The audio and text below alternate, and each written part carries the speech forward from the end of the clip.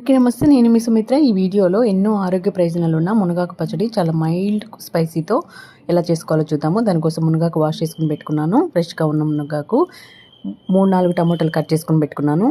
Oil, ధనియాలు, జీలకర్ర, కొన్ని మెంతులు, పెద్ద నిమ్మకాయ సైజు చింతపండు, వెల్లుల్లి రెమ్మలు 10-15 వరకు, ఎండుమిర్చి, ఒక ఉల్లిపాయ, సాల్ట్. పాన్ పెట్టుకొని ప్యాన్లోకి ఆయిల్ వేసుకొని ఆయిల్ హీట్ అయిన తర్వాత ఇందులోకి వెండిమిర్చి వేసుకొని ఫ్రై చేసుకోవాలి. వెండిమిర్చి 10-15 వరకు తీసుకున్నాను. మనం తీసుకున్న మునగాకు క్వాంటిటీకి ఈ మాత్రం క్వాంటిటీ మీరు వెండిమిర్చి తీసుకున్నామంటే చాలా బాగుంటుంది పచ్చడి. ధనియాలు, జీలకర్ర, మెంతులు వేసుకొని బాగా ఫ్రై చేసుకొని తీసుకోవాలి.